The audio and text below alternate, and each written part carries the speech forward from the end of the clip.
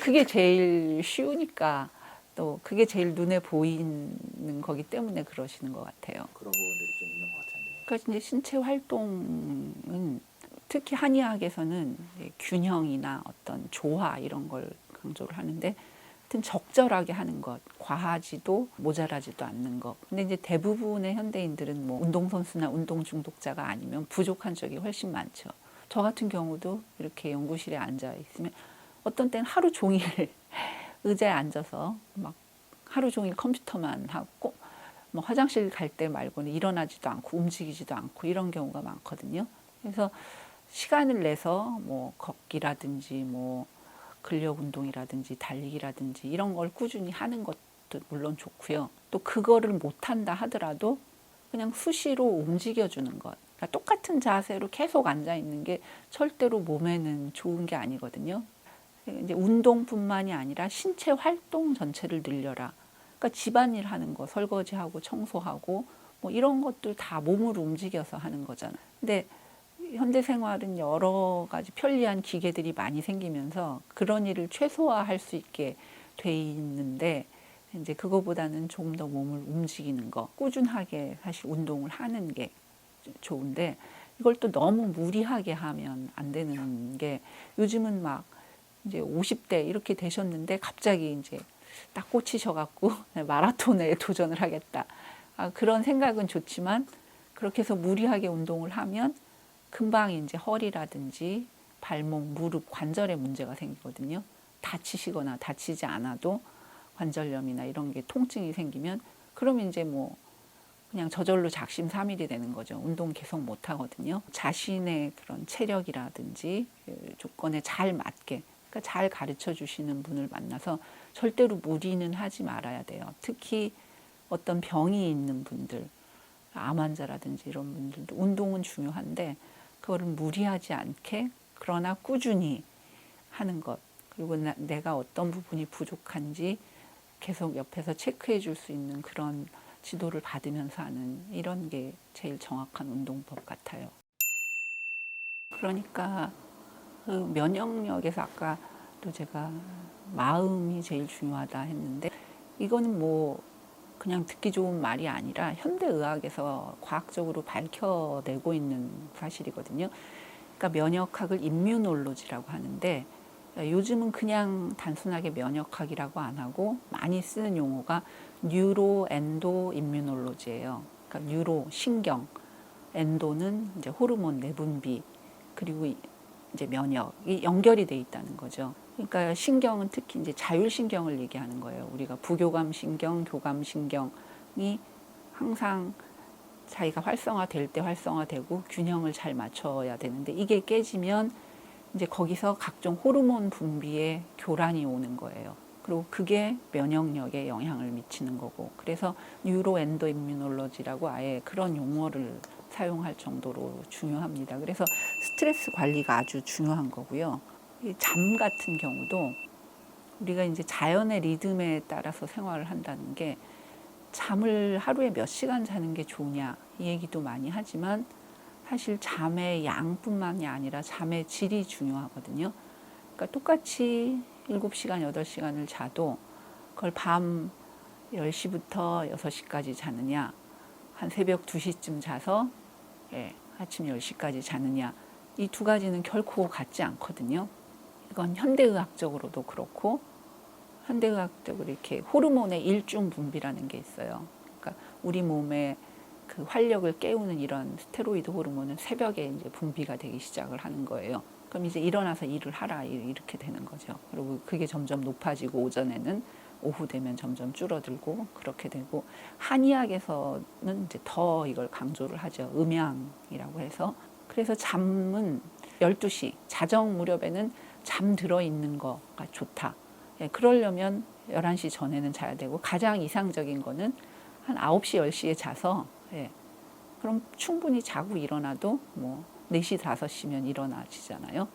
그게 원래 우리 생체의 리듬이에요. 물론 계절 따라 또 차이는 있습니다. 계절 따라 해의 길이가 다르기 때문에. 그래서 그렇게 하는 게 중요한데 요즘은 안 그런 사람들이 너무 많죠. 밤에도 뭐 항상 다 불이 켜져 있고 모든 걸 밤중에 늦게까지 하고 이러는데 이거는 똑같은 시간을 자도 몸에 굉장히 안 좋습니다. 이 잠자는 게 낭비하는 시간이 아니잖아요. 우리 몸에서 일어났던 신체적으로 생겼던 여러 가지 그 대사물질, 노폐물 이런 것도 다 청소하고 정돈하고 머릿속에 막 복잡하게 들어왔던 자극들 생각했던 것도 뭐 공부했던 거 뭐 이런 것도 다 그걸 차곡차곡 정리해서 장기 기억으로 하고 쓸데없는 건 버리고 이런 활동들이 다 잠자면서 일어나거든요. 잠은 그냥 쉬는 시간이나 낭비하는 시간이 아니고 우리 생명 유지를 위해서 아주 필수적인 거죠. 그런데 양도 요새 많이 부족하지만 잠의 질이 상당히 안 좋아지는 것 같고 그게 많은 병을 일으키는 것 같습니다. 지금은 전기가 발명이 돼서 그러니까 해지면 바로 자고 이런 거는 불가능하지만 그래도 가능하면 일찍 자고 일찍 일어나고 겨울에는 이제 조금 더 길게 자라고 해요. 여름엔 조금 더 일찍 일어나라고 하고 그런 것들이 자연 리듬에 맞춰서 생활을 하는 거죠. 그리고 어떤 한 극단으로 치우치지 않는 것 그런 것들이 이 면역력을 키우는 데 있어서는 제일 중요한 것 같습니다. 설명해 주실 것들이 있다면? 생각도 많이 하시고 말씀도 많이 하시는 게 요즘 면역이 떨어져서 감기가 자주 걸리는 것 같다. 너무 피로한데 내가 간이 안 좋은 거 아닌가? 근데 이제 이렇게 관심을 가지시는 건 좋지만 이거를 뭐 간이 안 좋다. 그러니까 간에 좋은 뭐라고 광고하는 거를 바로 사 먹는다든지 이건 그냥 감기가 안 떨어지는데 면역력이 떨어지는 것 같다. 이렇게 자가 진단하는 건 약간 위험할 수가 있어요. 사실 피로한 거는 간이 안 좋아서 그런다기보다 그 피로가 굉장히 심한 경우는 뭐 갑상선 기능에 문제가 있을 때 아주 피로가 심하고 해결이 안 되고 감기도 계속 안 떨어지는 게 감기가 아니라 사실은 결핵이라든지 다른 병일 수도 있거든요. 그래서 어떤 몸에 이상이 있을 때는 이제 내 마음대로 자가 진단하기보다는 병원 또 한의원 이런 데 가서 정확하게 전문가한테 진단을 받아보시는 게 좋아요. 다른 큰 병이 있는 건 아닌지 일단 그거를 찾아봐야지 되고 그다음에 면역이 부족하다면 요즘에는 서양의학에선 다양한 검사가 많이 있거든요. 몸의 그 면역 세포라든지 그 면역 활성까지도 다 측정할 수가 있고 그래서 도대체 어느 정도로 안 좋은지 또 양방 검사에서 나오지 않는 그런 한의학적으로 이 사람의 그 균형이 얼마나 깨져 있는지 이거는 이제 그 한의사 선생님들한테 가서 진단을 받아야 되겠죠. 그래서 그런 거를 정확하게 먼저 진단하시는 게 필요해요. 그리고 진단을 받으면 이제 거기에 따라서 치료법이 나오겠죠. 가장 기본이 되는 치료는 아까 말씀드렸듯이 그 생활을 개선하는 그렇게 된데 무슨 이유가 있는 거거든요. 이유 없는 일은 없기 때문에 그건 사실은 본인이 제일 잘 아실 수밖에 없죠. 그러니까 본인이 잘 생각을 해봐야 그걸 찾을 수 있고 또 해결도 할 수 있으니까 그런 생활 습관 개선을 해나가고 또 이미 어떤 병의 단계에 이르렀다 하면 질병을 치료하는 약을 먹어야 되고 그건 아니지만 어떤 영양소나 이런 게 결핍이 돼 있는 게 확실하다 하면 이제 그때는 영양제라든지 이런 걸 또 처방을 받아서 복용할 수도 있고 그렇게 하는 것이 맞는 것 같습니다. 주실 수 있을까요? 그렇죠. 염증. 근데 염증 하면 이제 우리는 일단 안 좋은 거 이렇게 많이 생각을 하잖아요. 그리고 이제 면역력이 떨어지니까 염증이 잘 생긴다 이렇게 생각하고 그게 일정 부분 맞는 측면도 있는데 좀 더 이렇게 본질적으로 보면 염증이라는 게 우리 몸에 필요 없는 게 아니라는 거죠. 우리 몸이 외부에 대해서 자기를 지키기 위한 면역 반응으로 생기는 그 결과가 염증이거든요. 그러니까 염증 반응도 우리 몸을 사실은 지키기 위한 거예요. 그래서 너무 염증이 잘 생긴다, 그리고 잘 낫지 않는다 하면 그건 이제 면역력의 관점에서 치료를 해야 되지만 염증 자체가 생겼을 때 그걸 무조건 빨리 없애려고 하는 게 꼭 옳은가 하는 거는 좀 아닐 수가 있다는 거예요.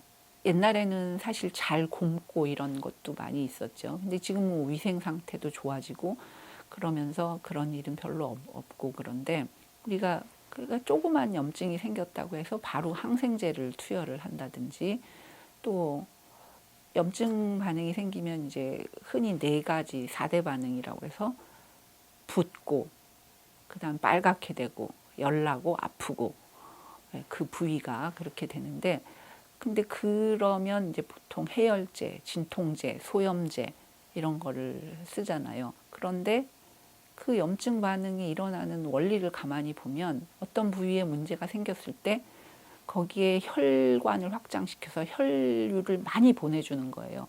그래야 그 혈류 안에 백혈구도 많이 가서 문제가 되는 걸 빨리 처리를 하는 거거든요. 그러니까 몸이 치유를 하는 그런 반응이 일어나고 있는 거거든요.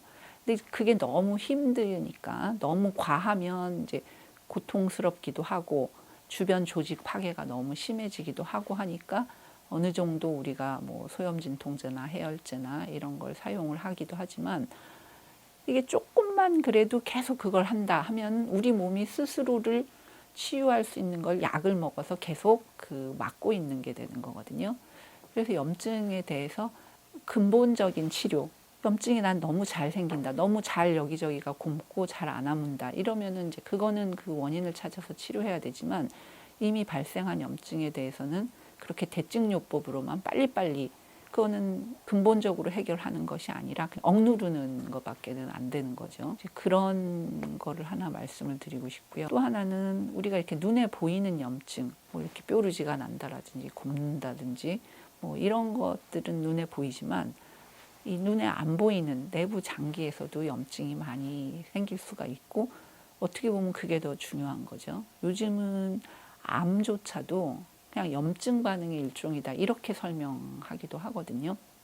이 염증도 우리 그 면역계가 발달해 온 거를 보면 이제 계속 뭐 외부로부터 침입해 온 세균이나 항원이나 이런 걸 공격해서 처리하는 걸로 생각하지만 더 기본은 우리 몸 안에서도 계속 고장난 것들을 고치는 것들도 또 염증 반응이기도 하거든요. 그러니까 암 같은 것도 주로 많이 세포 분열을 하는 그런 조직에 생겨요. 세포 분열을 안 하는 조직에서는 잘 안 생기죠. 우리가 뭐 제품을 많이 생산하다 보면 불량품도 일정 비율이 따라 나올 수밖에 없는 것처럼 그렇게 나오고 또 대사산물, 노폐물도 많이 쌓이고 그럼 그런 거를 알아서 몸에서 처리를 해줘야지 되는 거죠. 그렇게 하도록 면역계가 발달되어 왔거든요. 그러니까 외부에 나하고 구별되는 외부의 세균이나 항원하고만 싸우는 게 아니라 내 몸에서 뭔가 이상이 생긴 고장난 세포들, 어떤 쓰레기처럼 생기는 대사물질들 이런 걸 빨리빨리 분해하고 그래서 몸 밖으로 내보내고 이렇게 하는 것도 또 면역계의 반응이에요. 그래서 그런 것들이 적절하게 또 이루어져야지 되는 거거든요. 그래서 염증이라는 거에서 좀 더 폭넓게 생각할 필요가 있는 거죠. 또 면역력이 떨어져서 뭐 이런 감염병에 잘 걸리는 것뿐만 아니라 자가면역 질환은 또 반대 너무 면역이 항진이 됐다. 그러니까 자기 세포, 고장난 세포를 딱 인식을 해서 없애는 거 이건 당연한 거지만 그렇지도 않은데도 뭔가를 잘못 인식을 해서 자기 몸의 세포를 공격하는 것이 자가면역 질환이거든요. 그러니까 이거는 면역을 잘 조절을 해야 되는 거죠. 그것도 뭔가 면역계가 제대로 돌아가는 데 이상이 생긴 거기 때문에 그래서 면역을 꼭 높이는 것이 좋은 것이다. 그것도 어떻게 보면 정확하지 않은 거죠. 제일 정확한 말은 면역을 잘 조절하는 거가 되겠죠.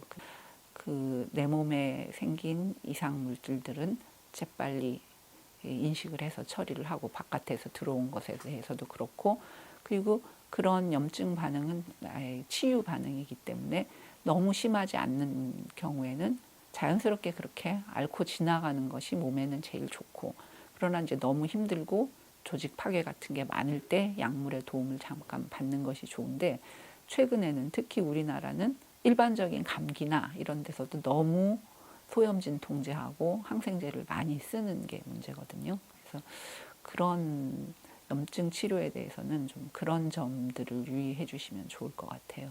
그러니까 우리가 급할 때 잠깐씩 먹을 수는 있어요. 제일 좋은 치료법은 뭘까요? 아프면 쉬는 거거든요.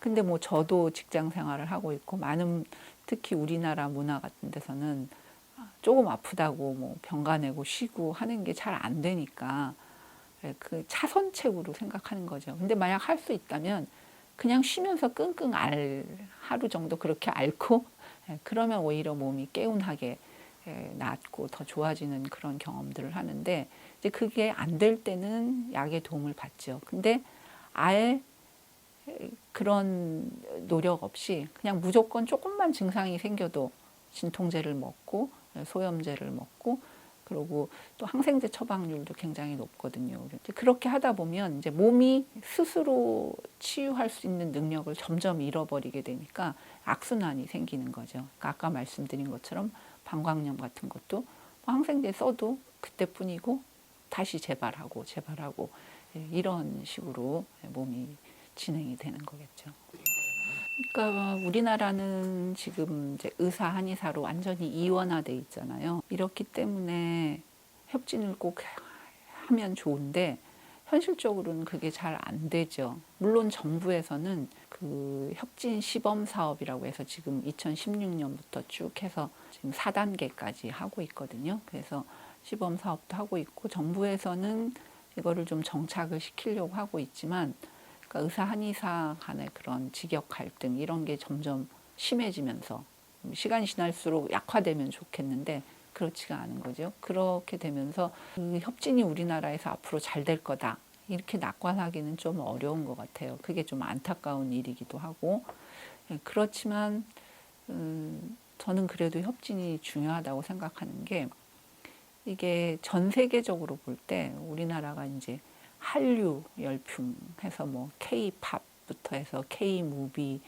뭐 요새는 K-푸드까지 유행을 하는데 이건 K-메디신이 될 수 있는 거거든요. 그러니까 물론 중국이나 일본이나 이런 데서도 다 한의학이 있지만 일본이나 중국은 다 면허가 좀 단일화돼 있고 우리나라하고는 좀 달라요. 부의학의 수준이 다 골고루 높은 거는 사실 우리나라가 최고인 것 같거든요. 협력이 잘 되면 다른 어떤 나라에서도 하지 못했던 그런 의학과 한의학의 장점을 최대한 살려서 치료 효율을 높이는 그런 의학을 할 수 있는 가능성이 있어요, 우리에게.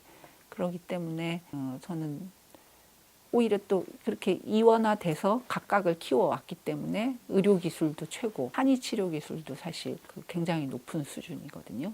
그런 가능성이 있기 때문에 저는 희망을 버리지 않고 있습니다. 그리고 또 한 가지는 이건 한국에만 국한된 문제가 아니라 요즘은 또 AI 얘기가 나오잖아요. 그래서 의사 한의사들은 맨날 보면 싸우지만 어떻게 보면 이 싸움을 어떻게 해결을 하고 사이좋게 지내게 할 수 있을까 고민을 하다가도 어떤 생각이 드냐 하면 AI 의사가 나오면 그냥 단칼에 일거에 다 해결될 수 있는 문제거든요.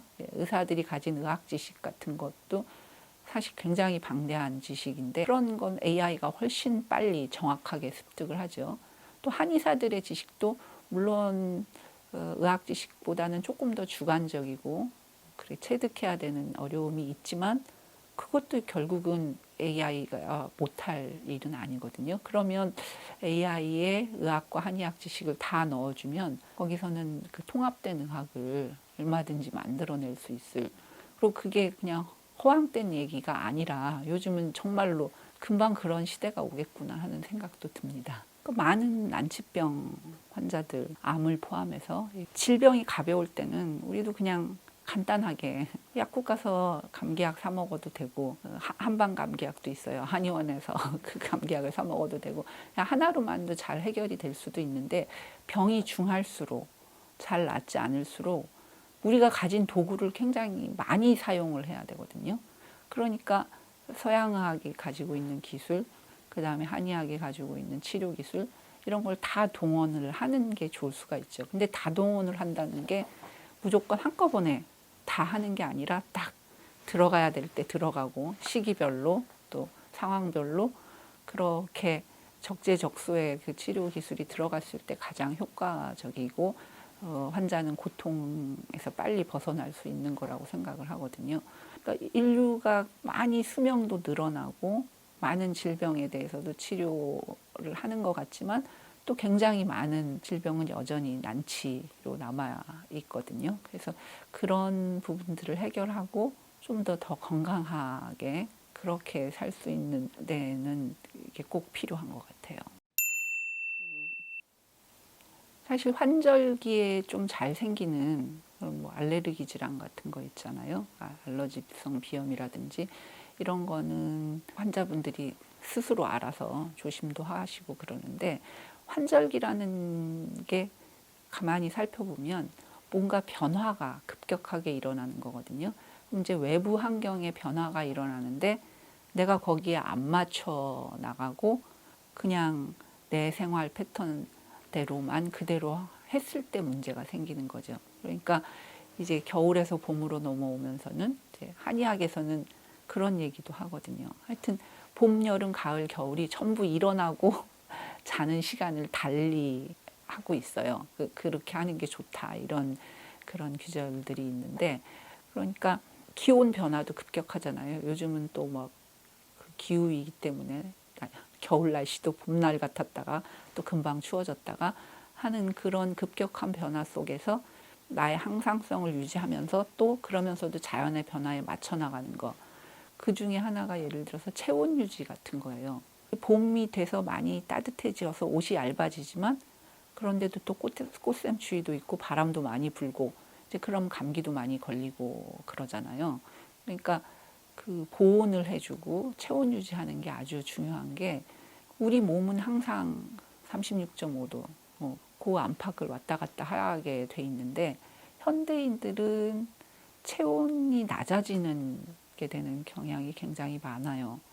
물론 뭐 나는 막 열이 많다 막 이렇게 얘기하시고 그 한겨울에도 아이스 아메리카노만 고집하시는 분들도 있지만 그건 이제 한의학에서는 겉으로만 열이 많은 거지 속은 차다 이렇게 그런 분들도 있어요. 물론 개인차가 있지만 그래서 그 체온을 유지하는 거 그거는 이제 적절하게 옷이나 이런 걸 통해서 보온하는 것뿐만 아니라 또 하나 아주 중요한 게 탈수 상태가 되지 않는 것도 아주 중요해요.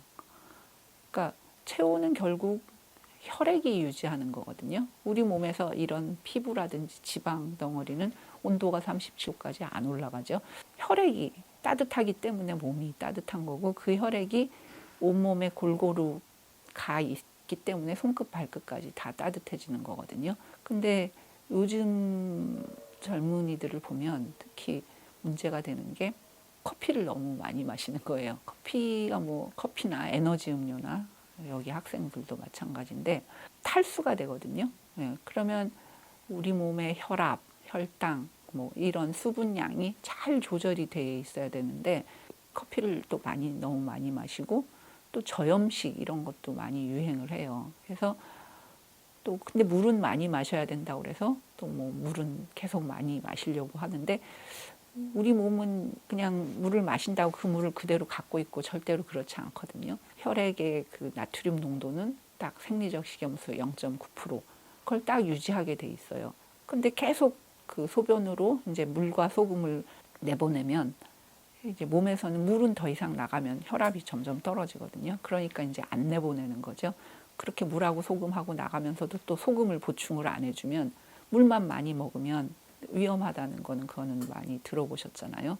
그러니까 우리 등산 같은 데 가거나 한여름에 야외에서 일하시는 분들은 소금을 꼭 같이 먹죠. 그래서 소금은 안 먹으면서 물만 마시면 또 저나트륨 혈증이라는 게 생겨요. 근데 제가 보면 많은 환자들이 그런 커피를 상용하고 그리고 또 뭐 요즘은 살 뺀다 이래도 뭐 기본적으로 저염식 하시는데 몸이 필요한 만큼의 충분한 소금은 섭취를 해야 되거든요. 그래서 그런 것들이 안 되면서 혈액량이 항상 부족한 상태인 거예요. 이게 정말 많이 부족해지면은 혈압이 90 이하로 떨어지면서 쇼크 상태가 오니까 뭐 그건 병원으로 오겠지만 그러지 우리 몸이 사실 그렇게 안 가려고 엄청 노력을 하거든요. 만성 피로 이게 혈압도 처음엔 몸이 탈수 상태가 되면 혈압이 좀 떨어지고 그러면은 이제 혈액 공급이 잘 안 되니까 피로하고 혈압이 떨어지니까 그거를 심장박동을 빨리 하면서 맥박이 빨리 뛰는 걸로 보상을 해요. 근데 그것도 어느 정도이지 그 이상이 되면은 몸이 이제 못하겠다 하면 반대로 혈압을 올려버려요. 혈관을 딱 수축을 하면서 이제 그런 식으로 하면서 여러 가지 문제들이 생기는데 그러니까 체온을 유지하는 거 그거는 이제 외부적으로 우리가 환경에서 옷이나 환경을 조절해서 보온하는 것뿐만 아니라 몸 안에 혈액량을 충분히 유지하는 게 중요한데 의학적 병명은 붙어 있지 않았지만 탈수 상태가 돼서 그걸로 해서 시작이 되는 질병도 아주 많은 것 같아요. 그래서 환절기 때는 이제 그런 것에 조금 더 신경을 써주시면 좋을 것 같아요. 근데 이제 살이 찌는 것도 사실 왜 찌는가를 잘 생각을 해봐야 되는 거거든요. 그러니까 그냥 일단 의사의 입장에서는 어떤 병 때문에 살이 찌는 경우도 많아요. 갑상선 기능 저하가 되면 몸이 사실은 붓는 거죠. 살이 찌는 게 이제 부종하고 같이 오면서 그걸 본인은 살이 쪘다고 느끼기도 하고 대사율이 전체적으로 떨어지면서 몸도 차가워지면서 이렇게 살이 찌는 경우도 있고 진짜 뭐 너무 많이 먹어서 살이 찌는 경우도 있고 그 원인을 찾아야 돼요. 그리고 특히 이 호르몬하고 관련된 쿠싱 증후군이라고 그냥 뇌 하수체에서 그런 그 스테로이드 분비를 자극하는 호르몬이 너무 많이 나오는 그런 병도 드물지만 있거든요. 일단 그런 게 아닌지를 짚어봐야죠.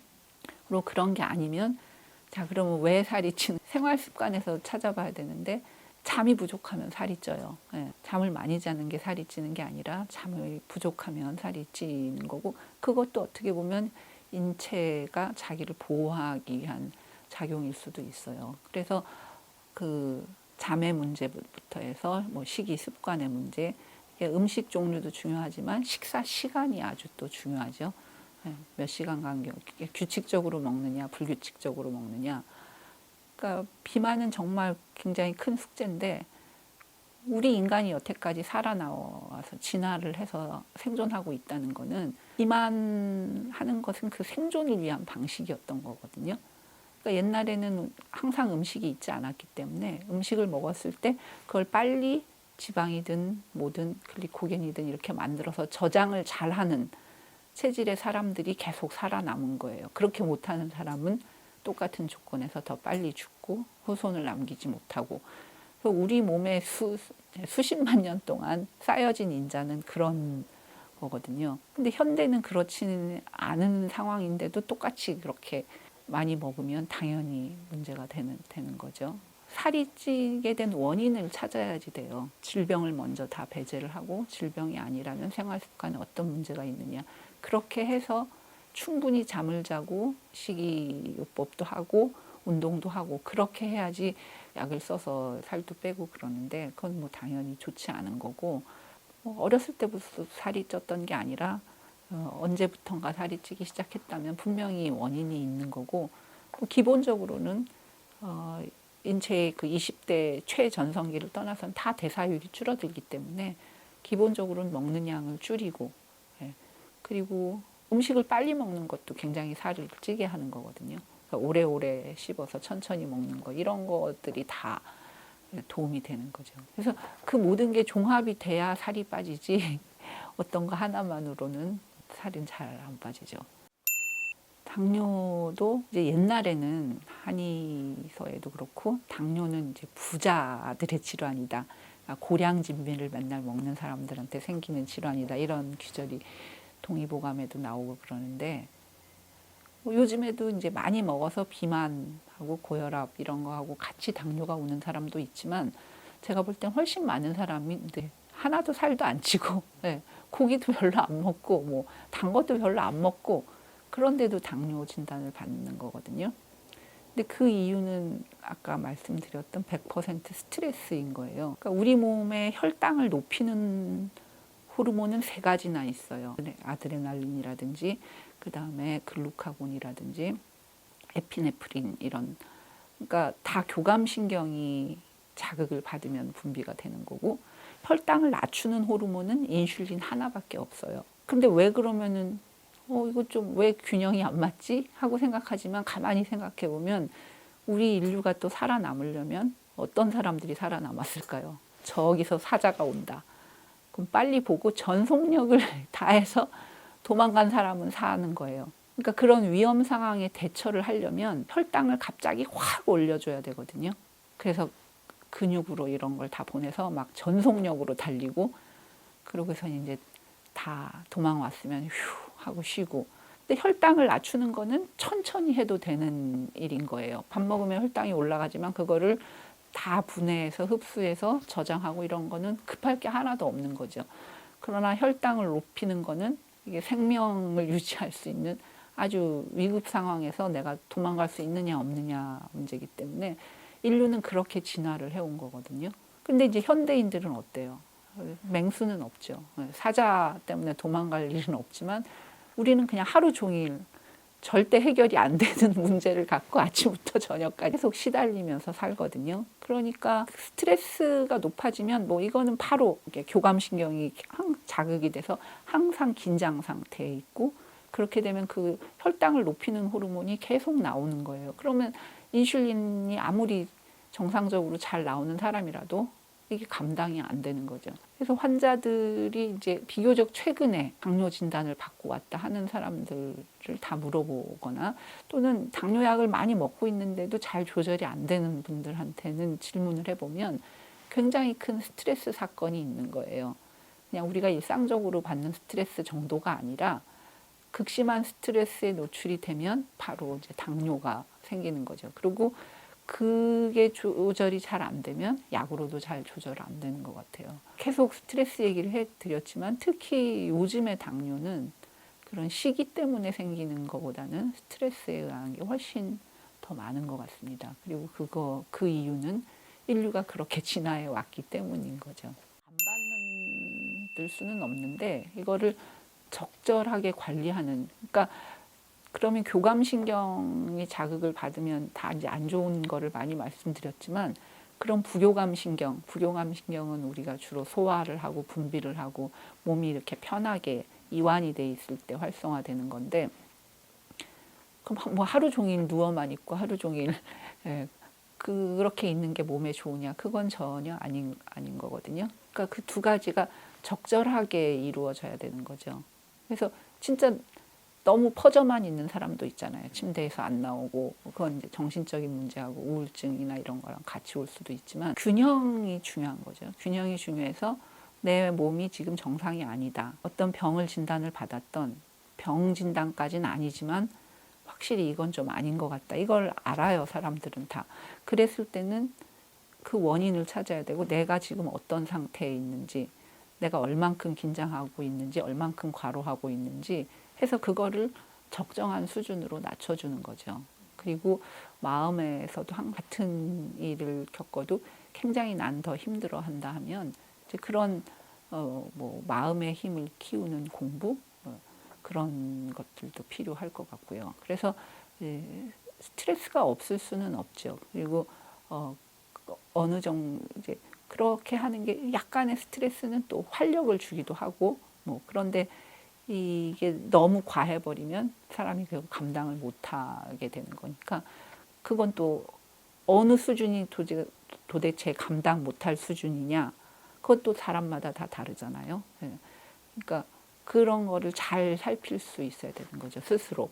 그리고 의사도 환자가 그런 성찰을 할 수 있도록 사실 이제 뭐 그거를 이제 막 먹는 거로 푼다든지 이러면 이제 또 다른 문제가 생기는 거고요. 저는 운동이 좋은 것 같은데 그 운동 중에서도 제일 좀 손쉽고 스트레스 해소하고도 관련이 되는 거는 뭐 격렬한 운동도 있지만 그냥 걷기. 예. 특히 좀 심각한 고민이나 이런 게 있을 때는 많은 분들이 그런 증언을 하잖아요.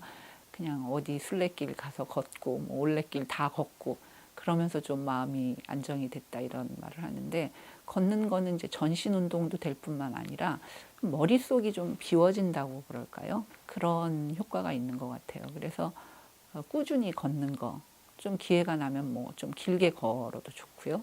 그것도 좋고 명상 이것도 좋습니다. 명상의 핵심은 결국 자기 자신의 상태를 알아차리는 거거든요. 항상 자기 자신을 잘 평온한 마음으로 살피고 있을 때 그게 제일 잘 보이는 건데 그것을 유지하는 게 명상이거든요. 뭐 명상법은 굉장히 많고 자기한테 맞는 방법으로 하시면 돼요. 그냥 뭐 짧게라도 여러 번 하는 것도 좋고, 그러니까 뭐 이 전신을 그냥 지켜보라는 것도 있고, 아 나한테 잘 맞는구나 하는 거를 실천하는 게 중요하죠. 제가 오늘 했던 얘기들 새로운 건 하나도 없는 것 같아요. 근데 사람들이 굉장히 많이 알고, 또 요즘은 유튜브도 많고, 그러니까 지식을 얻는 방법이 많아져서 아는 건 굉장히 많은데 실천을 잘 안 하거든요. 그리고 실천을 잠깐 하면 안 되고 꾸준히 계속해야 되는데 그게 참 어려운 것 같아요. 근데 그렇게 이거는 확실히 맞지, 이렇게 하면 확실히 내가 몸이 좋아지지 하는 게 있다면 그거를 꾸준히 실천하는 거, 이게 제일 중요한 것 같습니다. 아무리 많이 알아도 하나도 실천 안 하면 아무 소용이 없어요. 그래서 제가 오늘 굉장히 여러 가지 얘기를 했는데 그중에 이건 정말 좀 그런 것 같아 라고 귀에 들어오시는 부분이 있다면 그걸 저는 실천하는 게 중요한 것 같습니다. 그래서 무조건 안 돼 이러지 말고, 일찍 자고 일찍 일어나는 거, 그것도 시간을 어쨌든지 좀 생활을 바꾸겠다는 의지를 갖고 하면 얼마든지 할 수 있거든요. 그래서 그 실천을, 그것도 꾸준히 하는 거, 그리고 그 꾸준히 하는 거를 뭐 부담감이나 힘듦이 아니라 그냥 즐겁게 편안하게 할 수 있으면 될 것 같고요. 또 한 가지 이제 드리고 싶은 말씀은, 제가 별로 오늘은 그런 얘기는 하지는 못했는데, 우리가 이제 코로나 시기를 겪으면서 또 요즘 뭐 기후 위기, 환경 문제 이런 걸 보면서 나 혼자 막 애를 쓴다고 건강할 수 있는 게 아니라는 거를 다 느끼고 있잖아요. 그러니까 사회 전체가 건강하지 않고서는 개인이 아무리 노력을 해도 안 되는 부분이 있습니다. 특히 기후 위기도 그렇고, 뭐 미세 플라스틱이라든지 뭐 미세먼지 이런 환경 문제도 그렇고, 그래서 이 사회가 어떻게 하면 좀 더 건강한 사회, 건강한 환경으로 갈 것인가, 여기에도 관심을 가져야 될 것 같고요. 개인적으로는 그렇게 즐겁게 건강을 위한 실천을 어떤 거라도 하는 거, 이게 중요한 것 같습니다. 그래서 이제 음력으로 새해가 된 지는 아직 얼마 안 됐으니까 아직 새해라고 치면, 새해에도 굉장히 많은 결심들을 하셨을 텐데, 어쨌든지 건강을 위해서 내가 실천하는 거 한 가지는 이거는 꼭 지킨다. 이런 마음을 다지시고 실천하는데 이 영상이 도움이 됐으면 좋겠습니다. 감사합니다.